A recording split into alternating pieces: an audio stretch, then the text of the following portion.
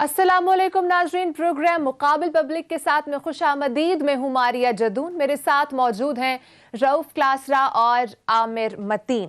PDM का लाहौर जलसा कामयाब या नाकाम? पीडीएम का हुकूमत से 31 जनवरी तक मुस्ताफी होने का मुतालबा। अगर हुकूमत मुस्ताफी ना हुई तो 1 फरवरी को लॉन्ग मार्च की तारीख का ऐलान होगा। क्या 31 जनवरी की डेडलाइन में मजीद तौसी होगी? लाहौर वालों ने हिंदू और सिखों के साथ मिलकर अंग्रेजों का साथ दिया। महमूद खान अचकजई ने लाहौरियों को तनकीद का निशाना बनाया। बात करेंगे कि पेट्रोलियम बहरान आखिर क्यों पैदा हुआ। पेट्रोलियम कमीशन की रिपोर्ट में बड़े इंकशाफात सामने आ गए।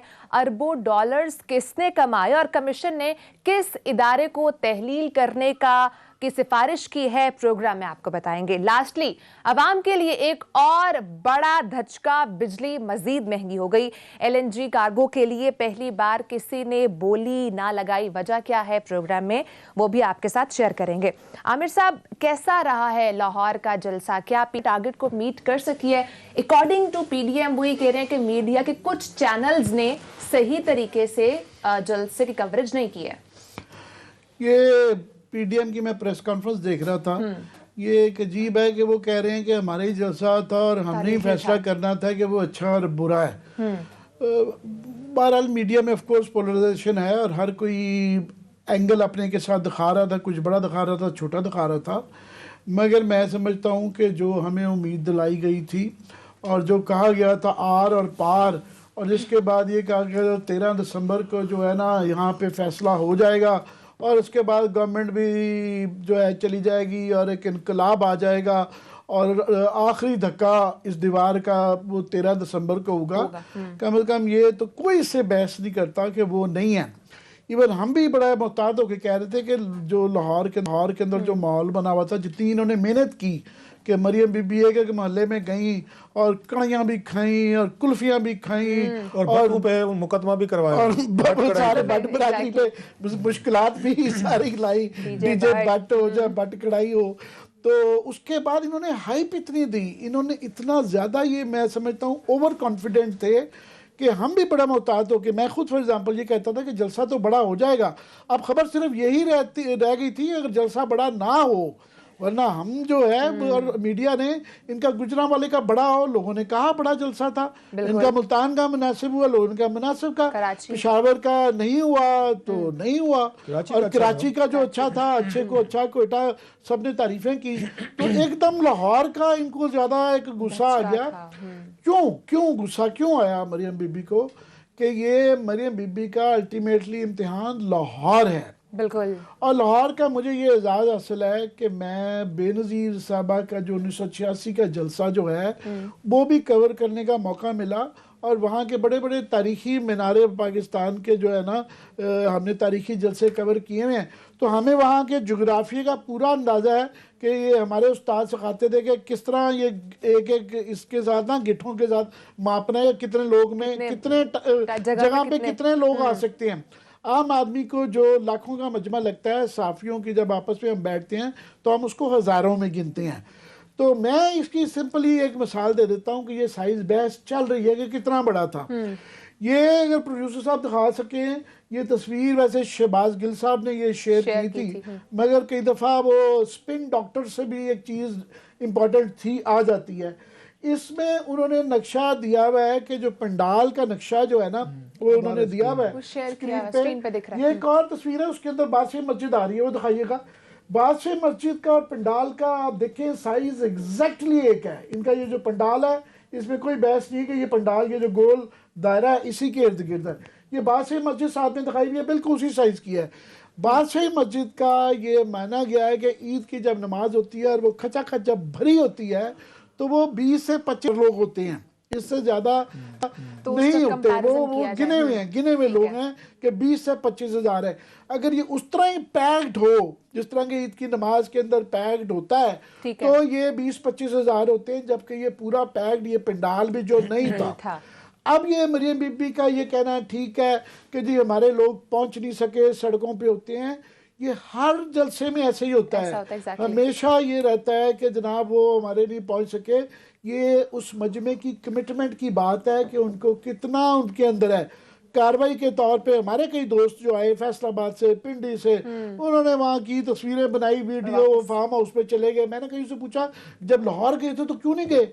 उनके यार पागल हैं, कोरोना है, सर्दी है, दहशतगर्दी है, पर ठीक है, कमिटमेंट की कमी थी। और ये मैं बताऊं, हम ये कहते रहे हैं 2-3 चीजें लाहौर के उसमें कि लाहौर के लोग जो हैं पीपल्स पार्टी की MRD के लिए बड़ी बड़ी कुर्बानियां लाहौरों ने दी हुई हैं, उनका एक पूरा कल्चर था। यहाँ पे जो नून लीग का है कि मैं ये बड़ी दफ़ा अर्ज कर चुका हूँ कि इनके खमीर में ये सेलिब्रेशन के लिए खंबे के नीचे खड़े होकर कढ़ाइयों के इर्द गिर्द, कुल्फियों के इर्द गिर्द बड़ा तमाशा होता है। इनके खमीर में ये नहीं है नून लीग के वर्कर के अंदर कि ये कुर्बानियाँ दें, जेलें दें। दूसरा, एक बहुत बड़ा तबका कारोबारी है लाहौर का, वो मेरे ख्याल में वो मैसेज दे रहा है कि जनाब हम जो है ना, ये जो आप कह रहे हैं और आपके लिए कि हम अपनी दुकानें भी बंद कर लें और कारोबार भी बंद कर रहे हैं और जेलें भी कर लें, ये तो हम वैसे अपने कारोबार के पहले बुरे हालात नहीं चाहते। दूसरा, हम आपके लिए भी करने के लिए तैयार नहीं है। एक फैक्टर ये बिल्कुल रहा हुआ है। दूसरा, मैं समझता हूँ कि शहबाज शरीफ साहब, बहरहाल आप देखें पिछले 25 साल से लाहौर का जो निज़ाम था, किस हलके में किसने MPA काउंसलर कौन से लोग हैं, वो शहबाज शरीफ और हमजा के पास था, वो ही संभालते रहे हैं 25 साल से। तो ये मैसेज भी दिया है कि उनका भी एक बहरहाल तबका है कि ये मरियम बीबी ओवरनाइट आएंगी, कढ़ाई के बाद जाके कढ़ाई खाएंगी और कुल्फियाँ खाएंगी तो वो सारा टेक ओवर कर जाएंगी। वो नहीं है। मैं समझता हूँ चाहे उन्होंने जान के शहबाज शरीफ साहब ने ये मैसेज दिया हमजा ने, या ये उनके साथ जो जुड़े हुए लोग हैं उन्होंने ये दिया है कि नहीं जनाब, ये ऐसे नहीं है, ओवरनाइट नहीं है कि ट्रांजिशन 25 साल के ताल्लुकात शहबाज शरीफ ने जिनको भी जो फेवर दिए हुए शहबाज शरीफ ने दिए हुए हैं, face of Noon league Lahore के अंदर शहबाज और हमजा रहे हुए हैं वहाँ से, तो ये एक फैक्टर है। दूसरा, मैं समझता हूँ कि अब ये है कि इसका नुकसान क्या हुआ है। ये बिल्कुल बड़ा जलसा नहीं हुआ। मैं समझता हूँ नून लीग को और PDM को बहुत बड़ा इसका धचका लगा है। वो ऐसे है क्योंकि लाहौर है भाई, लाहौर के अंदर उनकी 18 में से 15 सीटें हैं MNA की, 30 MPA हैं। और अगर आप लाहौर के इर्द गिर्द के ज़िले देख लें जो घंटे डेढ़ पे हैं, जैसा कि नारोवाल, मोनोपली, दोनों के दोनों MNA, चारों के चारों MPA इनके, सियालकोट सारा इनका, शेखुपारा इनका, गुजरांवाला इनका, कसूर इनका, उकाड़ा इनका, इर्द गिर्द के ज़िले किए जाएँ तो कोई 50 MNA और 100 MPA हैं जो कि 1.5 घंटे की मुसाफत पे हैं लाहौर। और ये मीनार पाकिस्तान बिल्कुल रिंग रोड के साथ है, 2 किलोमीटर के ऊपर जो है रिंग रोड आ जाती है। ये भी नहीं है कि यहाँ पहुँचना मुश्किल है। यूँ आप जिधर से मर्जी आ जाएं, मोटरवे पे से आएँ और बिल्कुल हैं उसकी कॉर्नर पे तकरीबन पहुँच जाते हैं। तो इतनी ह्यूज मेजॉरिटी, और एक 50,000 25,000 क्या है, चले 50,000 थे लेट्स से, एक MPA की सीट में जो है ना इतने लोग, 4-5 लाख रुपए का एक हल्का, एक बंदों का एक हल्का होता है, तो 50,000, 1.25 करोड़ रुपए, करोड़ का शहर है लाहौर, 1.25 करोड़ का। और अगर गुजरांवाले तक और रायविंड से आगे तक आबादी हो गई हुई है, लार्जर लाहौर कर लें तो वो 2-2.5 करोड़ है। 2-2.5 करोड़ में अपने सेंटर में लाहौर 25 साल, 30 साल, 40 साल से इनका कब्जा है। 93 में लास्ट इलेक्शन था कि जो पीपल्स पार्टी को 2-4 आधी सीटें तकरीबन मिल गई थी। उसके बाद से 25 साल में नून लीग की टोटल मोनोपोली रही है। इस दफ़ा भी PTI को 3 सिर्फ बड़ी मुश्किल से सीटें लाहौर में मिली हैं, बड़ी मुश्किल से 3 MNA की।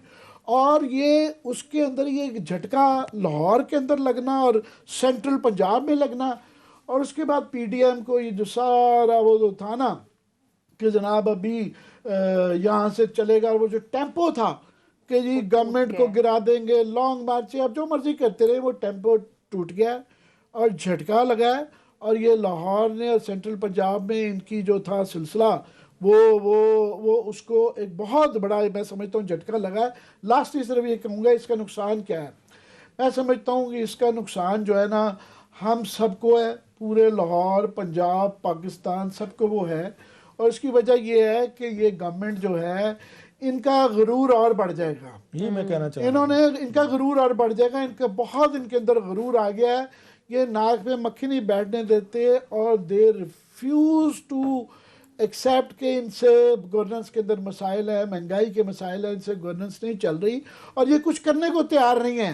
इन्होंने बड़ी मुश्किल जो कैबिनेट की जो एक तब्दीली की वो ठीक है, और शेख रशीद की ज़रूरत थी, चलो जी एक ज़रा जोरावर आदमी है और वो ब्रिगेडियर एजाज शाह साहब के बस की बात नहीं थी, वो सुना बीमार भी हैं, मगर वो एक तब्दीली और स्वाति साहब को रेलवे में लगा के उल्टा बजाय कि ये इंप्रेशन देते कि हम ऐसा निज़ाम नहीं, कैबिनेट रीशफल आई है कि हम महसूस कर रहे हैं कि तब्दीली की ज़रूरत है, उन्होंने नहीं दी। उन्होंने स्वाति साहब को मजीद कॉम्पनसेट किया है उनके तमाम तर उनके ऊपर जो इल्ज़ामात के बावजूद, तो कोई मैसेज पहले ही वो नहीं दे रहे, गुरूर उनके अंदर पहले।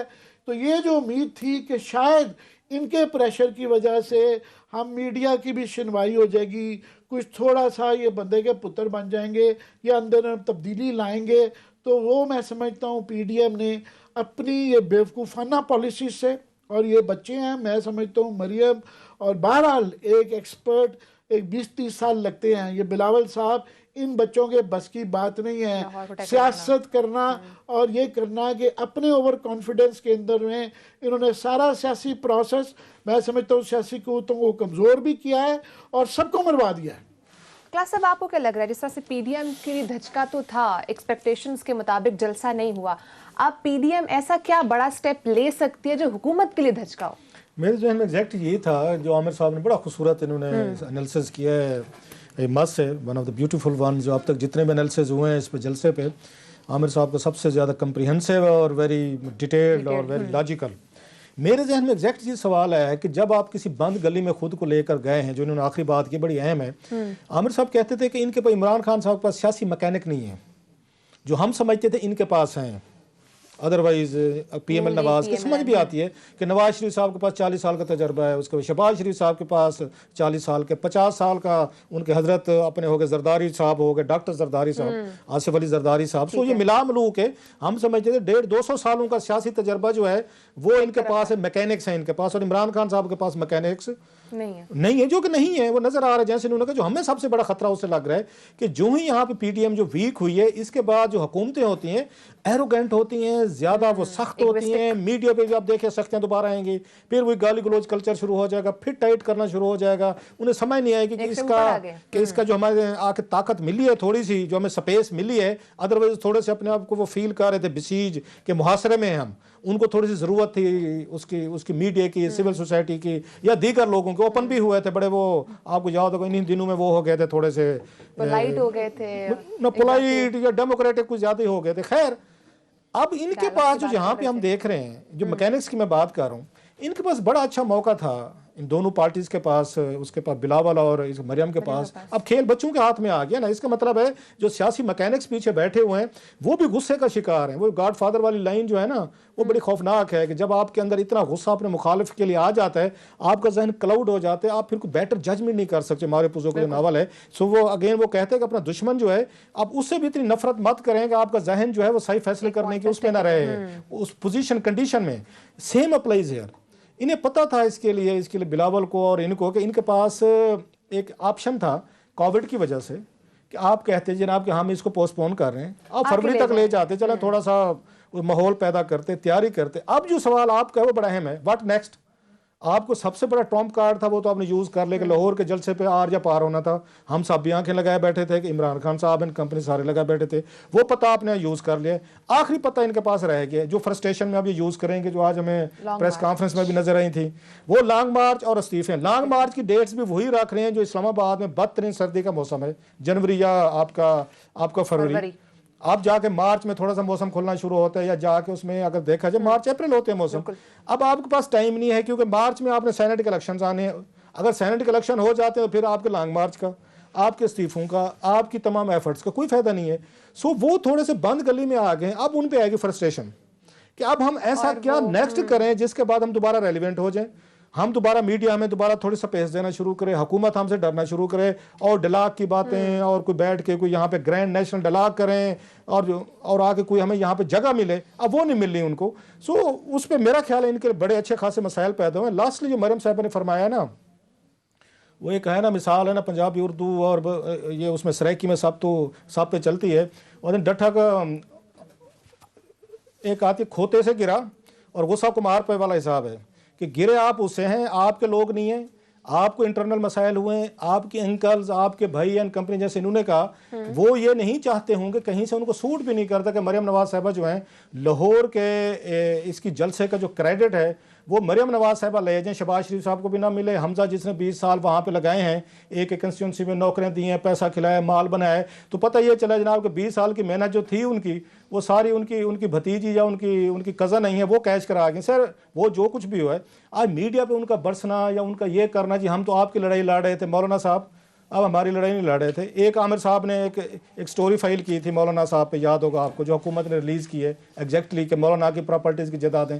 आपने 640 हमें धमकियां दी हैं। मौलाना मुफ्ती साहब के बहुत वो शरीफ आदमी थे, 2 कमरे का उनका मदरसा घर होता था। ये जो है, ये आप ये देख लीजिए प्रॉपर्टी के। आमिर साहब वाली जो स्टोरी थी, उन्होंने उसके बाद प्रेस कॉन्फ्रेंस करके उन्होंने उस पर 640 धमकियां दी हैं मीडिया पूरे को। मीडिया ने बाद में पिक की कि जनाब कि आप अपना हशर कर दें कि अगर आपने हमारी स्टोरी चली। मीडिया की लड़ाई आप नहीं लड़ रहे थे। मरियम नवाज साहबा की जहाँ तक बात है, आमिर साहब और मुझे बेहतर पता है, जब ये प्राइम मिनिस्टर ऑफिस में थी कि कैसे कैसे हमारे चैनल्स के मालकान को इनकी तरफ से फ़ोन जाते थे। अब मैं लंबी डिटेल्स में नहीं जाता, विक्टिम हम कार्ड प्ले नहीं करना चाहते। आपने भी अपने वक्त में पूरा जोर लगाया था कि इंडिपेंडेंट मीडिया सर्वाइव ना करे। ये अरशद शरीफ था, उसी में शायद खकान अब्बासी साहब ने, आपको याद होगा, उन्होंने FIR करवाई थी कि खबर क्यों फाइल की थी, उनके घर पे और दफ्तर पे छापे मारे जा रहे थे। सो आपने अपने दौर में पूरा वही काम किया है। अब आपको दोबारा पावर मिलेगी, आप फिर करेंगे, हमें कोई आपसे रियायत की तवक्को भी नहीं है, कोई नहीं है। और इमरान खान साहब ने भी वही मैं कह रहा हूँ कि जिसके पास पावर आ जाते इंडिपेंडेंट मीडिया अच्छा नहीं लगता। अब उनका ये कहना, और आज बड़ी अच्छी उन्होंने, मेरा ख्याल है काशिफ अब्बासी साहब ने अपने प्रोग्राम में क्लिप भी कुछ चलाए हैं, वहाँ हजूर ये जो 4-5 लोग हैं ये तो करप्ट नहीं है, ये ना इन पर इल्ज़ाम लगता है या हुकूमतों से पैसे लेते हैं या दबाव में आते हैं। तो ये भी वही बात कह रहे हैं कि जनाब कि आपका जलसा जो है वो ज़्यादा कोई इतना आगे डिलीवर उस पर नहीं कर सका। Lastly I would love to hear Aamir साहब, मैं उस पर कॉमेंट अभी नहीं करता, जो अचकज़ई साहब ने वहाँ पे खड़े होकर लाहौरी और पंजाबियों को उन्होंने जो कुछ सुनवाई हैं सलवातें हैं, इनकी हिस्ट्री पे ग्रिप ज़रा ज़्यादा बेहतर है मुझसे। मैं भी वैसे क्योंकि थोड़ा सा दूर साउथ से हूँ, सो मेरा जो कमेंट है पार्टीजियन होगा, थोड़ा सा बेस्ट वाला होगा। मैं इनका सुनना चाहता हूँ कि ये एज ए लाहौरी के तौर पर इन्होंने उसको कैसे लिया अचकज़ई साहब की उसको। मैं ये लंबा, आपके पास कितना टाइम है सर? अभी 2-4 मिनट है, अच्छा, आप कंटिन्यू करें। मैं समझता हूँ कि अचकज़ई साहब जो है ना, वैसे वो बड़ा पढ़ते लिखते हैं, मगर एक पढ़ने लिखने वाला तबका होता है जिनकी ज़िंदगी में थ्योरीज पहले बन गई होती है। वो इसलिए नहीं पढ़ते हैं कि इसमें से इल्म हासिल करके अपने आप को इम्प्रूव किया जाए। उन्होंने अपनी जो थ्योरी बना ली होती है ना, वो उसको तक़वियत देना है। तो महमूद खान अचकज़ई जो हैं वो पहले से, क्योंकि नेशनलिस्ट का व्यू है, मगर इसमें इतनी ग्रॉस किस्म की तारीखी बोंगी मारी है कि मुझे उनसे बड़ा, मैं डिसअपॉइंटेड। बड़े पढ़े लिखे आदमी, बड़ी किताबें पढ़ते हैं। तो सबसे बड़ी तो ये है कि वो कह रहे हैं, ब्रेक के बाद अगर आप बता दें तो ब्रेक के बाद वो मैं बताऊंगा कि तारीखी गलतियां क्या हैं। ठीक है, तारीखी क्या गलती की है महमूद खान अचकज़ई साहब ने, ब्रेक के बाद आपके साथ शेयर करेंगे, साथ रहिएगा।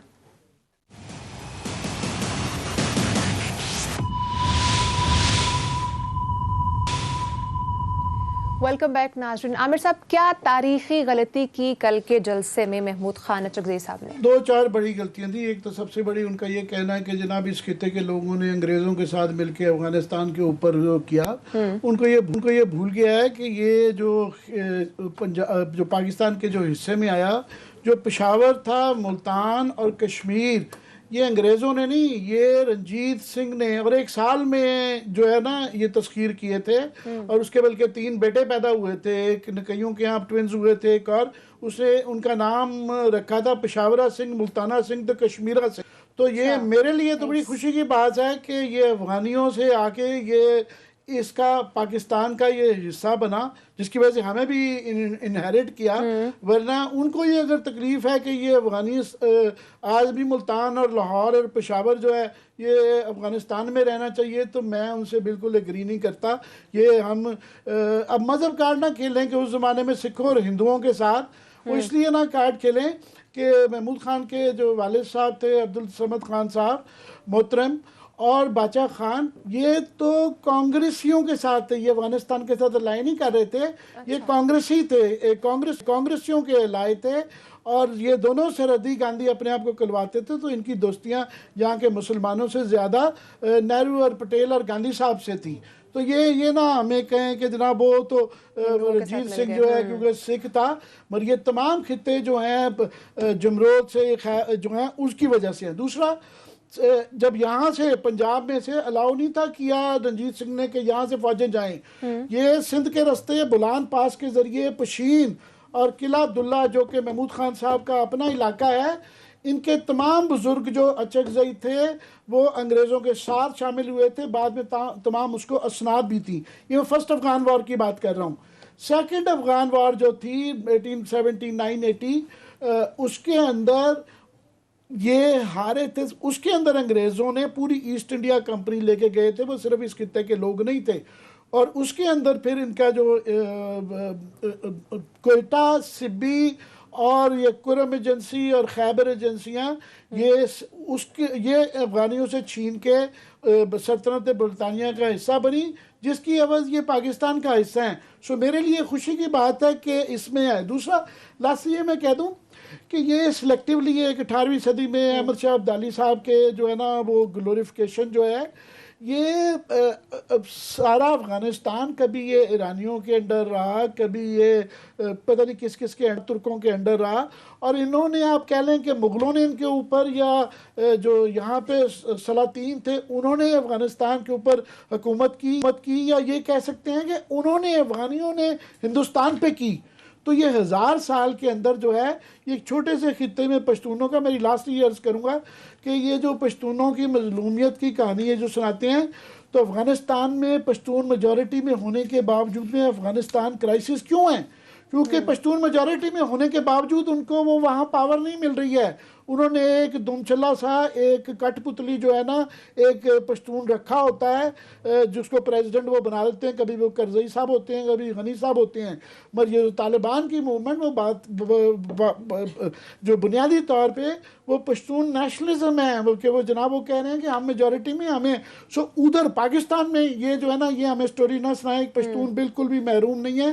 केपी भी इनके पास है, इनके पास जो है बलोचिस्तान के अंदर भी वो पंजाबी फौजी नहीं कहते, वो कहते हैं पश्तून पंजाबी, बाद में पंजाबी आता है।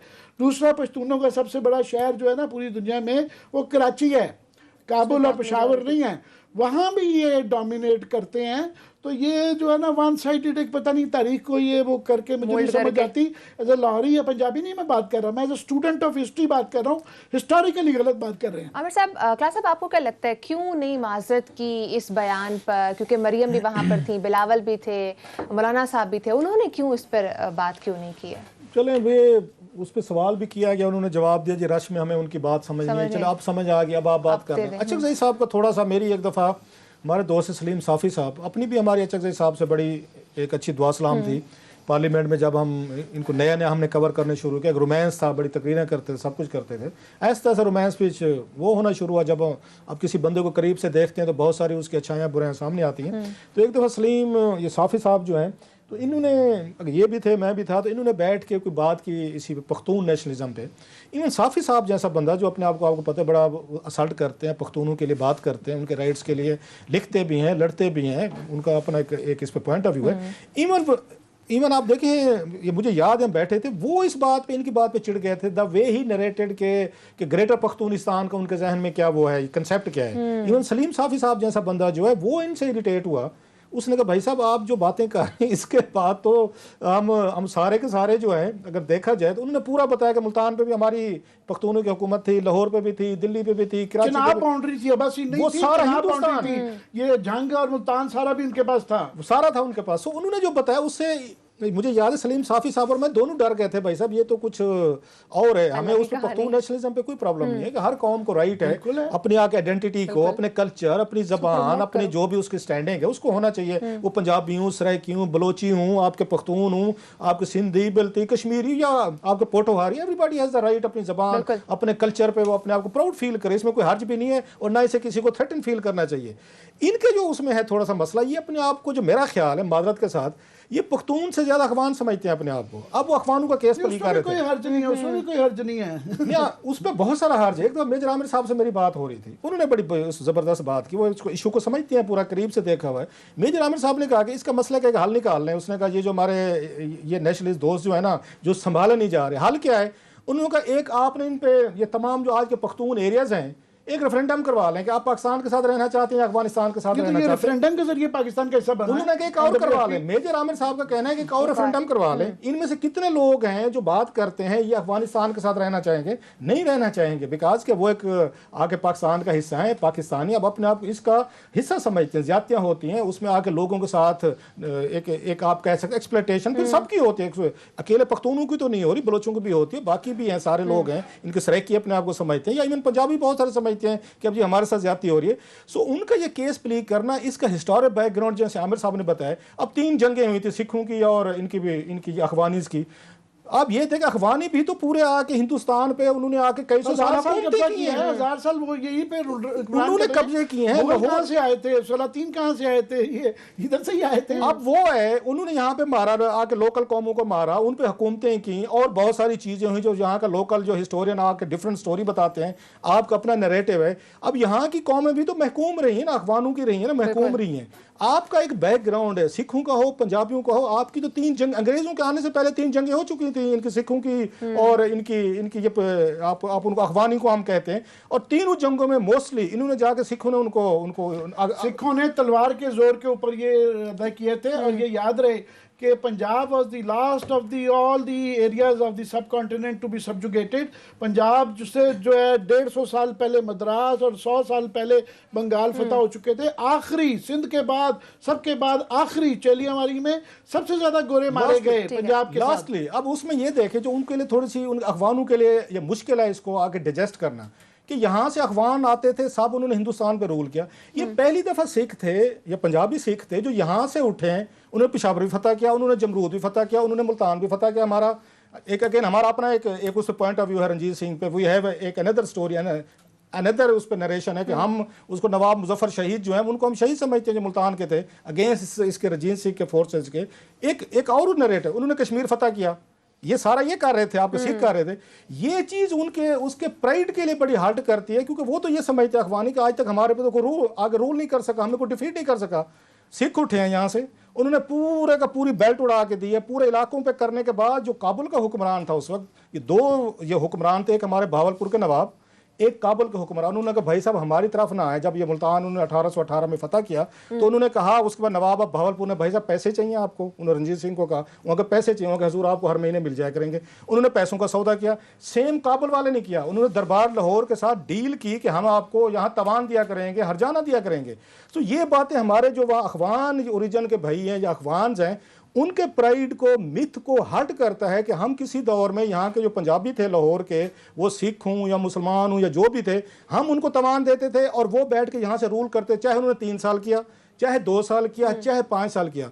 लास्टली अचकज़ई साहब का ये कहना नहीं बनता कि हिंदू सिखों के साथ, आप तो खुद को सेकुलर कहते हैं, कांग्रेसी थे। इसका मतलब ये है कि ना आप सेकुलर हैं ना लिबरल हैं। अगर आप हिंदू, मुस्लिम, सिख, ईसाई, सारी उस पे आके मसीह पे आप डिवीजन्स कर रहे हैं, तो फिर आपको नेशनलिज्म किधर गया? कांग्रेसियों की डिवाइड ना किया जाए। कांग्रेसी थे, इसमें कोई वो बहसी चीज है। नाज़रीन, ब्रेक का टाइम है, ब्रेक हम डिस्कस करेंगे कि पेट्रोल का बहरान कैसे पैदा हुआ, क्यों पैदा हुआ।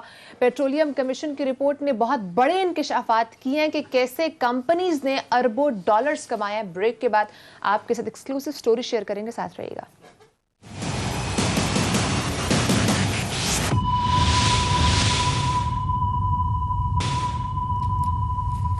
वेलकम बैक नाज़रीन। आमिर साहब, आज पेट्रोलियम कमीशन की रिपोर्ट सामने आई है, उसमें बहुत बड़े बड़े इंकिशाफात हुए हैं। एक्सप्लेन कीजिएगा कि किस तरीके से पेट्रोल का बहरान पैदा हुआ।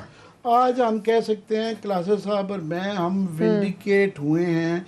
ये वो सारी रिपोर्ट में बातें की गई हैं जो हम 3-4 साल से हमारा गला खुश्क हो गया है, गला फाड़ फाड़ के, कि जनाब ये पाकिस्तान में सबसे बड़ी जो लूट मार होती है, क्योंकि थोड़ा सा टेक्निकल है तो ना हमारे साफ़ी भाई इसको कवर करते हैं, और ये खांचे अरबों खरबों के, ये सिफरे ख़त्म हो जाते हैं।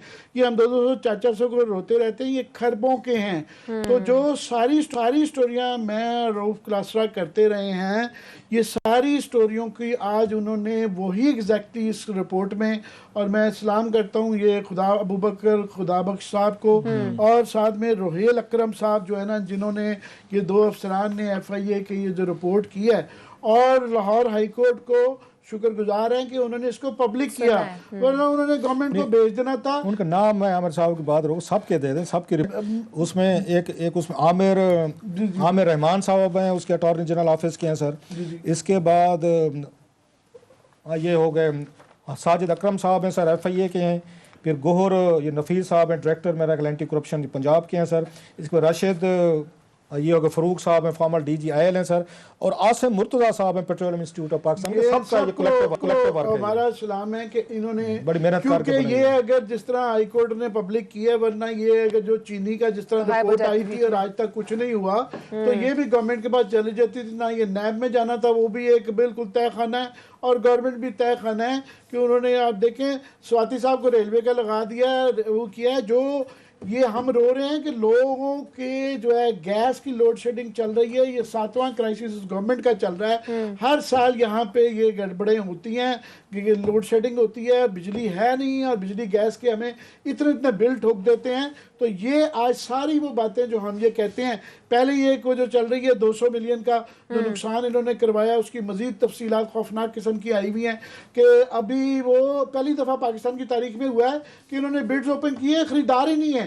6 कार्गोज में से सिर्फ 3 खरीदार खरीद चुके हैं, और वो 35% तक जो है, ये कतर की डील 13% पे की हुई है कि इनकी नालायकियों की वजह से वो भी अब जो कि बड़ी अपने ज़माने की डूबियस डील थी, वो भी बेहतर लगने लग पड़ी है।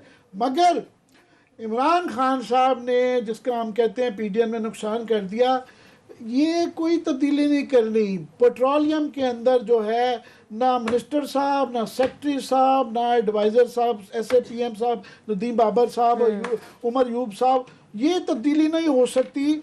तो इसके बाद ये हम रो रहे थे कि जनाब ये हाई कोर्ट ने इनकी ड्यूटी लगाई थी कि जो लास्ट टाइम जो इसकी कमी हो गई थी पेट्रोल की, तो इसको करें। तो ये वही बातें हम इसका फॉलो अप करते हैं। मैं क्विकली 2-4 इसकी चीज़ें पढ़ दूँ जो उन्होंने कही हैं। जो हम कहते हैं कि सारी मिनिस्ट्री को पैकअप कर दें, ये ऊपर से लेके नीचे तक इसके तमाम पिछले 10-20 साल के DG शिजी जो हैं, तकरीबन सारे ही वो एक से एक बढ़ के जो है कॉम्प्लिसिट है या नालायक है, ज़्यादातर कॉम्प्लिसिट है। और यही उन्होंने कहा है कि ओगरा पैक कर दें। उन्होंने ये तजवीज़ दी है कि रेगुलेटर का काम नहीं वो कर रही, ओगरा को पैक कर देने की उन्होंने कहा है।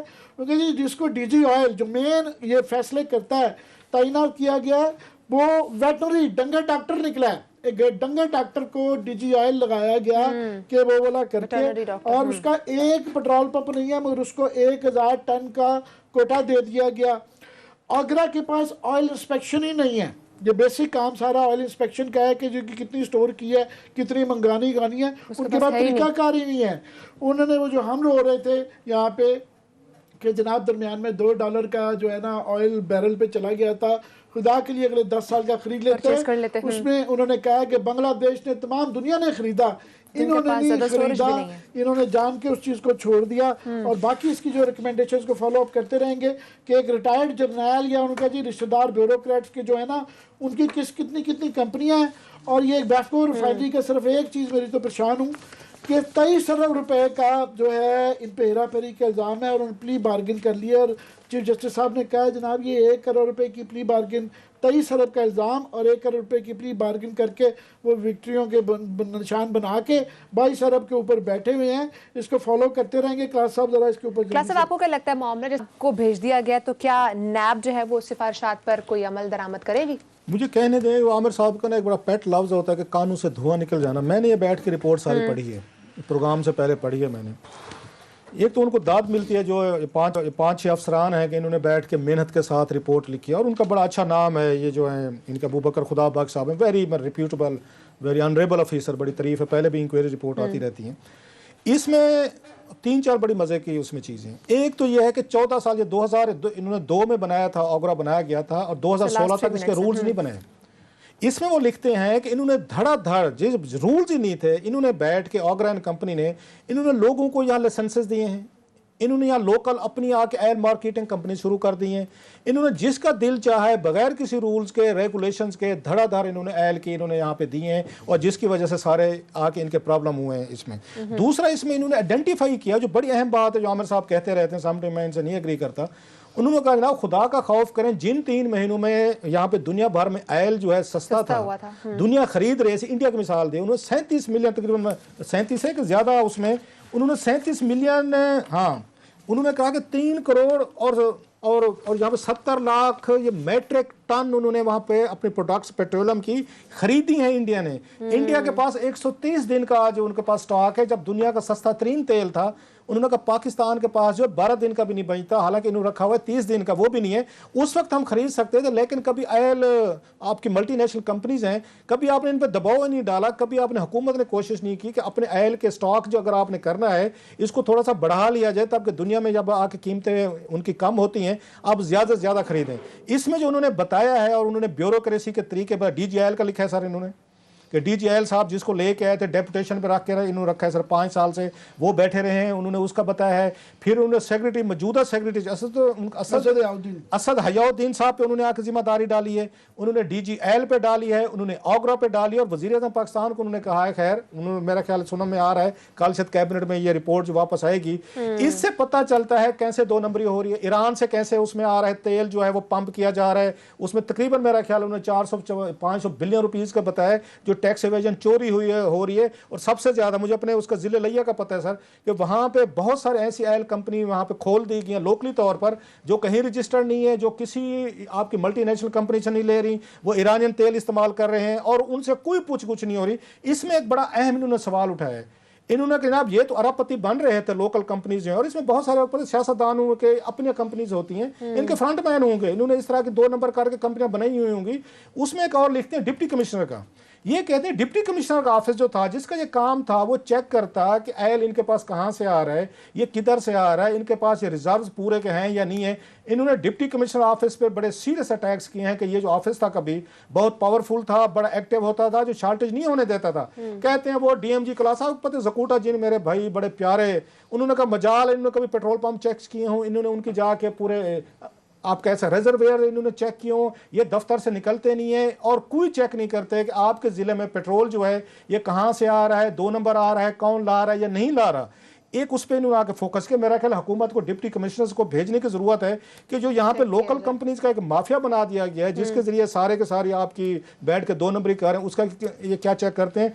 प्लस ये रिपोर्ट जो है ये रिवील करती है कि इस मुल्क का सिस्टम, जिसका मतलब है उसको पेट्रोलियम का देखें, 7-8 अरब डॉलर की मेरा ख्याल हमारी इंपोर्ट है, जो उसको रेगुलेट करता है आपकी OMC को, उसके रेगुलेशंस ही नहीं है, उसके रूल्स ही नहीं है 14 साल तक। यार ये मुल्क आप कैसे चलाते रहे हैं, किस तरीके से आपने लोगों को लाइसेंसेस दिए और धड़ाधड़ देने शुरू कर दिए। मसलन मोटरवे पे जाएं, अब जरा बदमाशी देखें सर, बदमाशी देखें। इससे आप मोटरवे पे जाएं, आपकी जेब में पैसे नहीं है, आपके पास डेबिट कार्ड है, मोटरवे पे डेबिट कार्ड नहीं लेते सर। दर्जनों के हिसाब से पेट्रोल पंप लगाए हुए हैं, वो पता ये चला है बड़े बिग बिजनेसमैन है जिनके ये उन्होंने आगे से किसी और को लेके दिए हुए हैं। अच्छा। वो क्या करते हैं, कैश आप डेबिट कार्ड नहीं लेते। एक बार मेरे साथ हो चुका है, मैं फंस गया, मेरे पास डेबिट कार्ड था, पैसे पूरे नहीं थे। उन्होंने कहा हुजूर ये नहीं हो सकता, कैश देंगे। मैं कि जनाब आप डेबिट कार्ड पे ये पैसे काटें। उन्होंने कहा जनाब मुमकिन ही नहीं है, इनसे पूछा जाना चाहिए, इस FBR से और प्लस इस आगरा से, कि पूरे मोटरवे पे ये कौन से इतने पावरफुल लोग हैं, किन के पेट्रोल पंप हैं कि जो आपसे वो डेबिट कार्ड क्यों नहीं यूज करते। एग्जैक्टली कि सिस्टम में आ जाएंगे, बैंकिंग का ट्रांजैक्शन हो जाएगी तो आपको तो पता चल जाएगा कि आप डेली बेसिस पे कितने पैसे बना रहे हैं, कितना पैसा कमा रहे हैं, और आपको टैक्स देना पड़ेगा। तो कहने का मतलब ये इस रिपोर्ट में बहुत कुछ है, और उन्होंने जिम्मेदारी जो डाली है इमरान खान साहब के सेक्रेटरीज और इनकी कंपनीज पे डाली है, हम इसको कल फॉलो करेंगे। लास्टली आई मस्ट से कि रूल्स बनने चाहिए, टाइम खत्म हो चुका है। नाज़रीन इंशाल्लाह आपसे कल मुलाकात होगी, अपना ख्याल रखिएगा, अल्लाह हाफ़िज़।